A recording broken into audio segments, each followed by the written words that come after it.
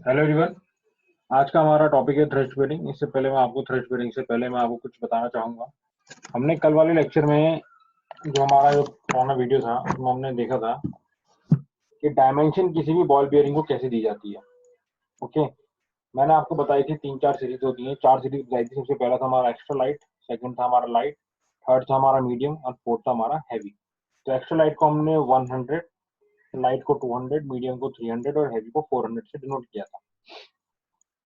जो आपका अगर कोई भी नंबर है, मैं आपको एक एग्जांपल बता रहा हूँ। अगर कोई भी नंबर है मेरा,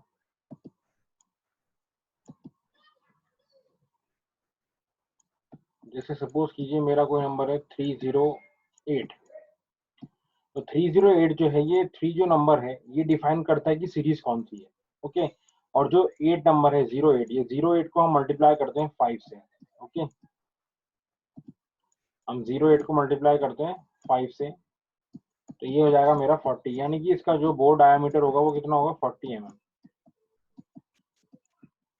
ठीक है, तो ये हमारी सीरीज होती है कुछ। ओके, तो इस टाइप से हमने बॉल बेयरिंग कल हमने डेफिनेशन पढ़ा था कि बॉल बेयरिंग का डेफिनेशन हमारा होता कैसा है। ठीक है, अब मूविंग टुवर्ड्स थ्रस्ट बेयरिंग। अब थ्रस्ट बेयरिंग आज का हमारा टॉपिक है। जैसे थ्रस्ट बेयरिंग एक्चुअली में होते क्या है, तो थ्रस्ट बेयरिंग जैसे कि डेफिनेशन ही है, thrust bearings are used for carrying thrust load actually at high speed below 200 RPM 2000 RPM, यानी कि जहां 2000 आरपीएम से कम पे जहां एप्लीकेशन होगी वहां पर हम थ्रस्ट बॉल का यूज करेंगे। ओके, हाई स्पीड्स पे होता क्या है कि सेंट्रीफ्यूगल फोर्स के कारण बॉल्स की जो मूवमेंट है वो आउटवर्ड डायरेक्शन में मूव हो जाती है और वो रेसिस से बाहर निकल जाते हैं। हमने पढ़ा था कि रेसिस हमारे दो टाइप के होते हैं, इनर रेसिस और आउटर रेसिस। तो जब बॉल बेयरिंग 2000 आरपीएम से ज्यादा स्पीड पे रन करेंगे तो उस समय क्या होंगी, जो बॉल्स होंगी वो रेसिस से बाहर निकल जाएंगी। ठीक है, तो इसलिए जो हमारा ये थ्रस्ट बॉल बेयरिंग है, तो 2000 आरपीएम से कम पे ही काम करते हैं। तो 2000 आरपीएम से ज्यादा पे काम करने के लिए जो हम बॉल बेयरिंग यूज करते हैं, बेसिकली 2000 आरपीएम से हमारा बॉल बेयरिंग जो हम ज्यादा यूज करते हैं उसे हम बोलते हैं आपका एंगुलर कॉन्टैक्ट बेयरिंग।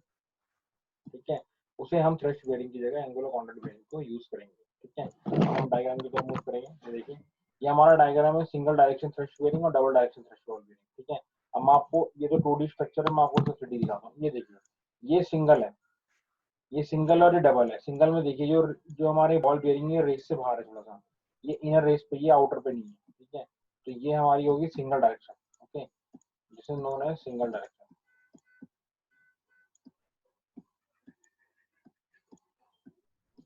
और ये हमारी होती है डबल डायरेक्शन। ओके, इसको बोलते हैं double direction ball bearing. Okay, तो ये बेसिकली हमारा जो बॉल बेयरिंग है वो हमारी जो थ्रस्ट बॉल बेयरिंग है वो हमारी बेसिकली दो टाइप की होती है, सिंगल और डबल बॉल बेयरिंग। ठीक है, होप आप लोगों को क्लियर हुआ होगा डायग्राम देख के कि हमारे इसमें जो बॉल बेयरिंग है वो इनर रेस में है और आउटर रेस में नहीं है। इसमें दोनों रेस में हमारी इनर में भी आउटर में इनके हाफ पार्ट थोड़ा सा निकला हुआ, ज्यादा नहीं निकला हुआ। ठीक है, अब बात करते हैं टाइप्स ऑफ रोलर बेयरिंग। तो रोलर बेयरिंग की अगर बात करें तो रोलर बेयरिंग हमारे बेसिकली चार टाइप के होते हैं, cylindrical roller bearing, spherical, needle and taper. ये सब हमारे डिजाइन के हैं। देखिए, आप सिलेंड्रिकल जो हमारा डिजाइन होता है उसके अकॉर्डिंग में, स्फेरिकल, नीडल और टेपर। अब आप लोग थोड़ी देर ये सोचिए कि हम जो कैटरपिलर में जो रोलर बेयरिंग यूज करते हैं वो कौन से होते हैं, सिलेंड्रिकल होते हैं, स्फेरिकल, नीडल होते हैं या टेपर्ड होते हैं। अगर आपको मालूम है तो प्लीज चैट बॉक्स में लिख के भेजिए इसको। अब बात करते हैं सिलेंड्रिकल बॉल बेयरिंग की। तो सिलेंड्रिकल बॉल बेयरिंग हमारे सिंपल है। जैसे कि रोलर की बात की तो रोलर बॉल बेयरिंग जो हम डेली लाइफ में देखते हैं वो यूज करना है, उसको कैटरपिलर्स में ही देखा जाता है, जहाँ पे एनएच में जो काम चलता है। तो वहाँ पे जो हमारे बड़ी बड़ी जेसीबीज होती हैं, कैटरपिलर्स कहते हैं उसको। तो वो जो होती हैं वो हमारी वर्क किस पे करती हैं, वो उन रोलर्स के थ्रू ही वर्क करती हैं। उनमें टायर्स नहीं होते क्योंकि वहाँ पे लोड ज्यादा है, टायर्स बियर नहीं कर सकता उतना। ओके, और जहाँ पे रफ रोड होता है वहाँ पे इसको यूज करते हैं। ओके, तो बेसिकली हमारा ये है। इनमें शॉर्ट रोलर गाइड होते हैं, रिजिड अगेंस्ट रेडियल मोशन। इसमें lowest in cylindrical roller bearing का जो है एक फिनोमिना ये है कि इनका कोफिशिएंट ऑफ फ्रिक्शन जो होता है वो कम होता है। ठीक है, इसलिए ये heavy duty rolling contact bearing में यूज किए जाते हैं और हाई स्पीड सर्फेस में। ओके, सेकेंड हमारा आता है स्फेरिकल। मैं डायग्राम में दिखाऊंगा आपको। ये रोलर हमारा सिलिंड्रिकल रोलर बेयरिंग है, ठीक है। ये सिलिंड्रिकल पार्ट कहाँ गया इसका। सेकंड हमारा आता है स्फेरिकल। स्फेरिकल की देखिए शेप कुछ स्फेरिकल होगी है, एजिस पे तो फ्लैट होगा बट टॉप और बॉटम जो होंगे इसमें स्फेरिकल ही होंगे, ओके। तो स्फेरिकल रोलर बेयरिंग जो होते हैं हमारे, ये सेल्फ अलाइनिंग बेयरिंग भी कहते हैं इनको। इसमें हमारा जो ये जो बेयरिंग है हमारा, ये टॉलरेट कर सकता है मिस अलाइनमेंट +-1/2 डिग्री तक। इसमें जो मिस अलाइनमेंट है वो 1/2 डिग्री तक टॉलरेट हो सकती है,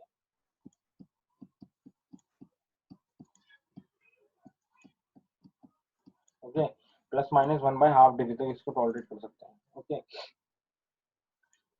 ठीक है। तो ये बेसिकली हमारा स्फेरिकल रोलर है। उसके बाद आता है नीडल रोलर। अब नीडल रोलर जो है हमारा, नीडल रोलर बेयरिंग जो है हमारा, ये नीडल की फॉर्म में होता है, ठीक है। नीडल की फॉर्म में होता है, जैसा आपको लग रहा है, देखिए नीडल की फॉर्म में, इन्हें इसमें रिटेनर की कोई जरूरत नहीं है। It does not require any retainer, क्योंकि हमने पढ़ा था ना हमारे तीन चीजें होती हैं, इनर रेस, आउटर रेस और रिटेनर होते हैं, जो बेयरिंग को उसके अंदर अलाइन करके रखता है, ठीक है। तो यहाँ रिटेनर की जरूरत नहीं पड़ती। ये needle roller bearing basically heavy duty cycles में यूज किए जाते हैं, हैवी ड्यूटी डीजल इंजन। और हैवी ड्यूटी डीजल इंजन का मतलब ये है कि जो जो हमारे हैवी ड्यूटी डीजल इंजन का मतलब है जहाँ पिस्टन बेयरिंग होती है, पिस्टन पेन बेयरिंग्स, वहां पे हम इसको यूज करते हैं, ओके। फिर हमारा आता है टेपर्ड। अब देखिए टेपर्ड में आपको दिखाई दे रहा है कि ये फ्लैट है और ये टेपर्ड है इसका, ये फ्लैट है और ये इसका टेपर्ड है, ओके। तो टेपर्ड रोलर बियरिंग जो होता है हमारा, ये वो रोलर बियरिंग है जो रोलर बियरिंग बेसिकली आपका रेडियल और थ्रस्ट लोड दोनों ही कैरी कर सकता है अपने साथ, रेडियल और थ्रस्ट लोड दोनों ही कैरी कर सकता है, तो इसे बोलते हैं हम टेपर्ड रोलर बियरिंग। ये बहुत सारे कॉम्बिनेशन में अवेलेबल होता है, डबल रो बियरिंग में भी अवेलेबल होता है, इनका कोन एंगल होता है, इसमें एक्चुअली क्या है, ये कोन एंगल अवेलेबल होता है, ठीक है। तो इस कोन एंगल की फॉर्म में ये अवेलेबल होता है, और बेसिकली जो इसका काम है, ये रेडियल और थ्रस्ट लोड दोनों ही बियर कर सकता है, ओके। नाउ मूविंग टूवर्ड्स, अब बात आती है static load rating of rolling contact bearing. अब जैसे कि हमारा टॉपिक ही है रोलिंग कॉन्टैक्ट बेयरिंग, तो हम इसकी स्टैटिक लोड की रेटिंग क्या होती है वो पढ़ेंगे। तो जैसे कि क्वेश्चन में लिखा है, स्टैटिक का मतलब है कि जब हमारा कोई बेयरिंग स्टैटिक पोजीशन में वर्क नहीं कर रहा, डायनेमिक नहीं है, यूनिवर्स उसमें वेरिएबल लोड नहीं है, उसमें एक यूनिफॉर्म लोड है, ओके, तब हम उसकी स्टैटिक लोड कंडीशन कैलकुलेट करते हैं कितनी होती है, कुछ पैरामीटर उसके अलग है। तो बेसिकली स्टैटिक लोड रेटिंग हमारा रोलिंग कॉन्टैक्ट बेयरिंग के केस में होता क्या है, the load carried by non rotating bearing is called. Obviously बात है, मैंने कहा स्टैटिक का मतलब ये है कि नॉन रोटेटिंग बेयरिंग, जब बेयरिंग हमारा रोटेट नहीं हो रहा, स्टैटिक लोड है, तो उसमें हम बोलते हैं स्टैटिक लोड, ठीक है। और basic static load rating is defined as the static radial load और axial load which corresponds to a total permanent deformation of the ball and race at the most heavily stressed contact equal to 0.001 times the ball diameter। तो कहने का मतलब ये है कि static, जो basic static load rating होती है उसको डिफाइन किया गया है कि एक्सियल लोड जो हमारा परमानेंट डिफॉर्मेशन हो जाए बॉल का, किसके इक्वल, किसके बराबर होगा, वो उतना स्ट्रेस किसके बराबर होगा, वो होगा हमारे बॉल के डायमीटर के पार्ट के 0.0001 टाइम्स दी बॉल डायमीटर, इनकी उतने बॉल डायमीटर के बराबर होगा जितना परमानेंट डिफॉर्मेशन होगा किसी बॉल का या रेस का, ठीक है। तो बेसिक स्टैटिक लोड रेटिंग उसको बोलते हैं, ठीक है। उसके बाद हम आते हैं, अब बेसिक स्टैटिक लोड रेटिंग के अलग अलग कुछ फॉर्म्स हैं इसके। जैसे हम, ये तो हमने एक पैरामीटर लिखे हैं, इनके पैरामीटर क्या क्या है, बट मैं आपको थोड़ा सा, ये एक्चुअली जो दिया था, ये दिया था according to Indian standard. Indian standard है 38231984, ये इंडियन स्टैंडर्ड है 3823 और 1984, ये इसके अकॉर्डिंग जो था, इसके अकॉर्डिंग ये दिया गया था, इन्होंने ये वैल्यू दी है। तो रेडियल बॉल बेयरिंग के केस में, रेडियल बॉल बेयरिंग के केस में static load rating C naught is given by C naught equals to F naught I Z D square है, it is D square cos alpha, ये cos alpha इस type से, ठीक है। तो ये बेसिकली है, इसमें हमारा आई जो होता है, आई बोलते हैं हम number of rose, number of rose of balls, कितनी रो है बॉल्स की हमारी, ठीक है, एक बियरिंग में। जेड है नंबर ऑफ बॉल्स पर रो, एक रो में कितनी बॉल्स है हमारी जेड। और आई है हमारा number of rose of balls in any one bearing, किसी भी एक बियरिंग में कितनी नंबर ऑफ बॉल्स है, ठीक है। Capital D diameter of balls, alpha. अब अल्फा होता है nominal angle of contact, nominal angle of contact, nominal angle बोलते हैं हम, it is the angle between the line of action of the ball load and a plane perpendicular to the axis of the bearing, ठीक है। और इसमें जो F not है, ये एफ नॉट होता है, फैक्टर होता है जो डिपेंड करता है कि कौन सा बेयरिंग है हमारा, ओके। एफ नॉट जो है हमारा ये फैक्टर है, डिपेंड करता है कौन सा बेयरिंग है। सेकंड अगेन फिर रेडियल रोलर बेयरिंग केस में हमारा आता है F naught I Z L E, L E है एक्चुअली, ठीक है, डी कॉस अल्फा, फिर अगेन अल्फा। अब इसमें एक एल ई है। अब देखिए फैक्टर जो एफ नॉट होता है उसकी अलग अलग वैल्यू होती है। अगर सेल्फ अलाइनिंग बेयरिंग है तो उसकी वैल्यू 3.33 होती है, और रेडियल कॉन्टैक्ट बेयरिंग है तो उस रेडियल कॉन्टैक्ट है एंगुलर है तो उस केस में 12.3 होती है। ये एफ नॉट की वैल्यू जो है ये 3.33 होती है सेल्फ अलाइनिंग बेयरिंग के केस में, और 12.3 होती है रेडियल कॉन्टैक्ट और angular contact group ball bearing के केस में, ठीक है। अब बात आती है रेडियल रोलर बेयरिंग की, तो एल ई, जिसमें एल ई है, एल ई बोलते हैं effective length of contact between one roller and that of the ring.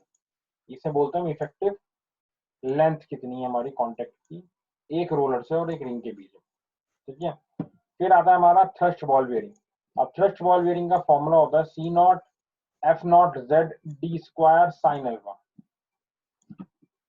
D naught square sine Z alpha, ठीक है, D square sine alpha, F naught Z D square sine alpha.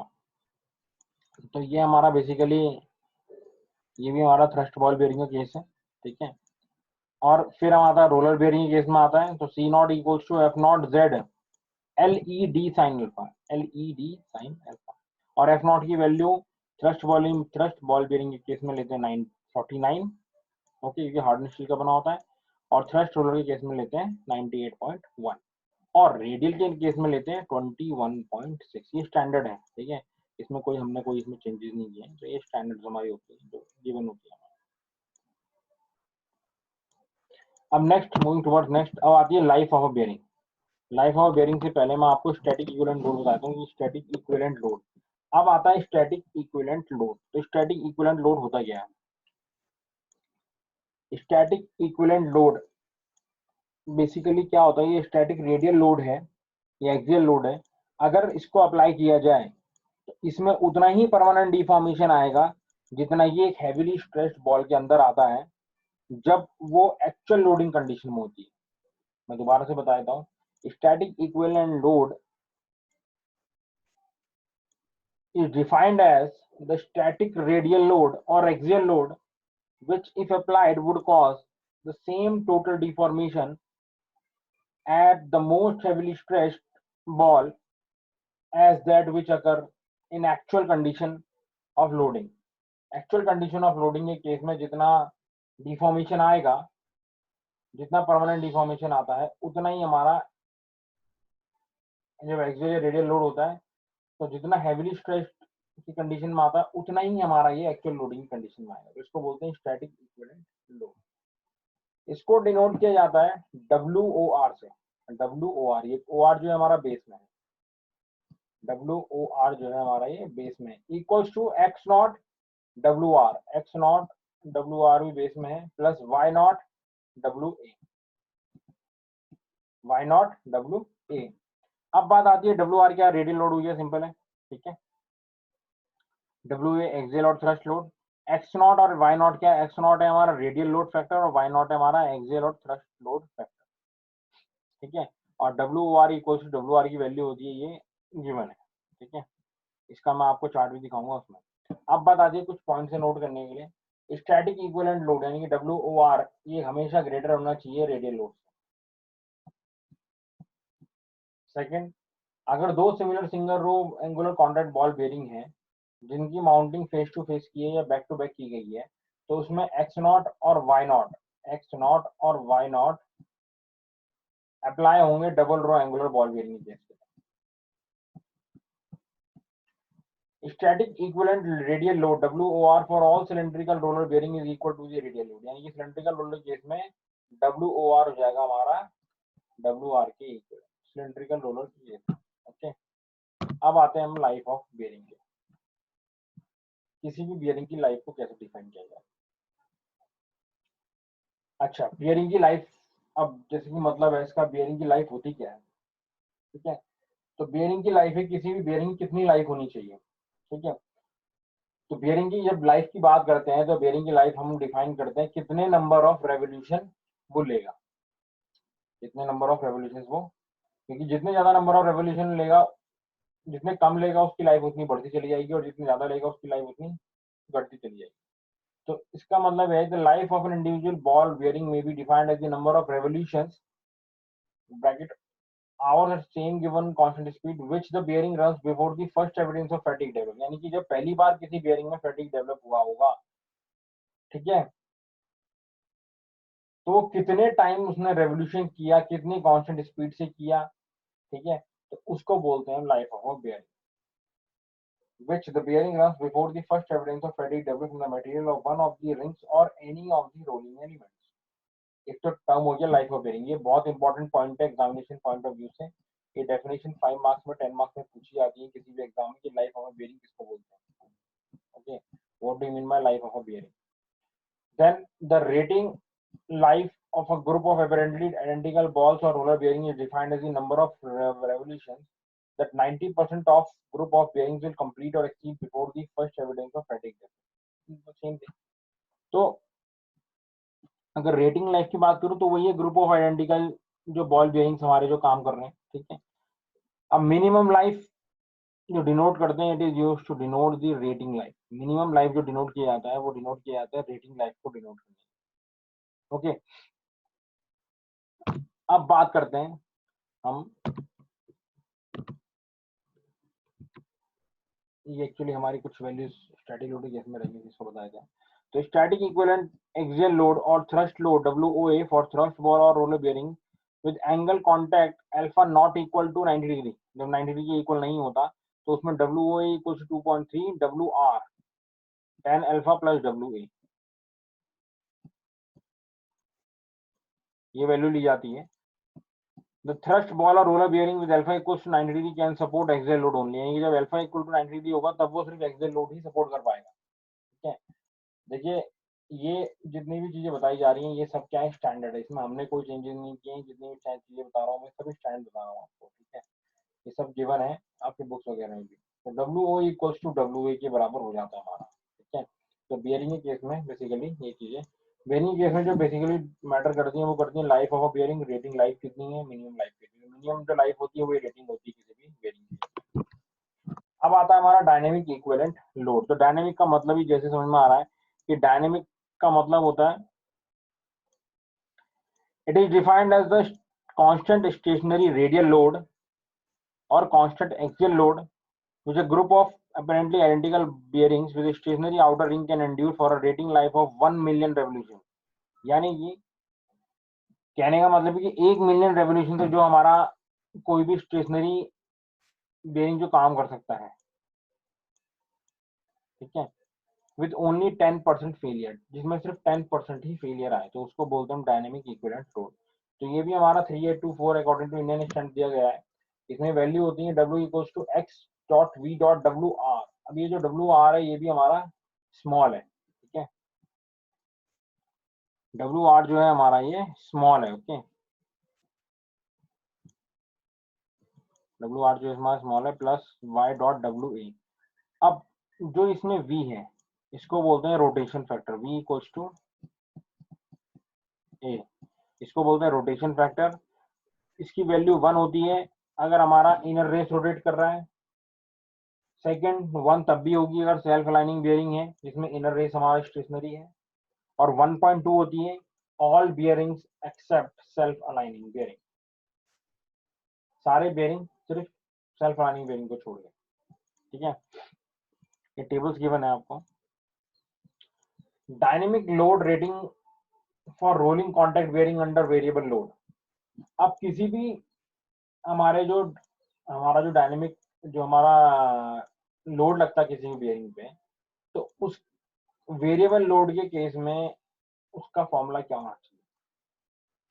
तो ये fundamental है, कुछ हमारी life of ball bearing से related है। तो इसकी वैल्यू होती है capital L equals to C by W into small k x इंट, सॉरी एक्स नहीं है, स्मॉल के into into 10 raised to power 6 revolution into 10 raised to power 6 revolution।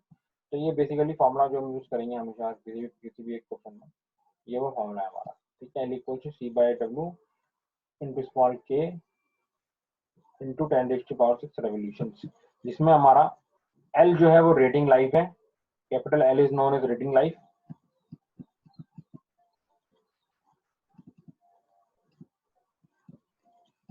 L is known as rating life, capital C is known as basic dynamic load rating, capital C is known as basic dynamic load rating, capital W is known as equivalent dynamic load rating, small k, अब ये small k जो है अगर ball bearing है तो इसकी value 3 होगी, और अगर रोलर बियरिंग है तो इसकी वैल्यू 10/3 हो जाएगी।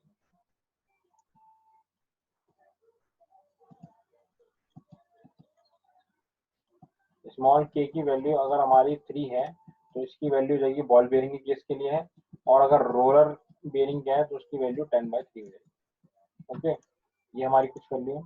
अब जो रिलेशनशिप आता है life, the relationship between life in revolution capital L and life in working hours, L और एलएच में जो रिलेशन है हमारा ये बहुत इंपॉर्टेंट है, ठीक है। इसमें रिलेशन जो होता है वो होता है capital L equals to 60 dot n dot L H, n equals to 60 dot L dot n dot L H, और एन क्या है हमारा स्पीड आरपीएम में, एल एच रेवोल्यूशन, तो यानी कि जो वैल्यू निकलेगी हमारा रिलेशन भी पूछा जाता है कोई पेपर में, और ये क्वेश्चन में भी हम सॉल्व करेंगे, L equals to 60 n L H. तो होप आप लोगों को इतनी चीजें क्लियर हुई होंगी कैसे आपको सॉल्व करना है, ठीक है। बेसिकली ये रिलेशन जो पूछे जाते हैं ये रिलेशन बहुत इंपॉर्टेंट है हमारे, ठीक है। इसकी वैल्यू अलग अलग होती है। अब इसका जो जब हम पढ़ेंगे इसमें अगला न्यूमेरिकल सॉल्व करेंगे तो हम उसको बताएंगे आपको, ठीक है। तो हमें इसमें बेसिकली या तो सी कैलकुलेट करना होता है या इसमें एल कैलकुलेट करना होता है, ठीक है। इसमें या तो हम सी कैलकुलेट करते हैं या सी कैलकुलेट करते हैं या एल कैलकुलेट करते हैं, ठीक है। तो डायनेमिक लोड रेटिंग अगर वेरिएबल लोड है तो उस केस में कितनी वैल्यू होनी चाहिए आपको मालूम होना चाहिए। Okay, thank you very much for watching the video.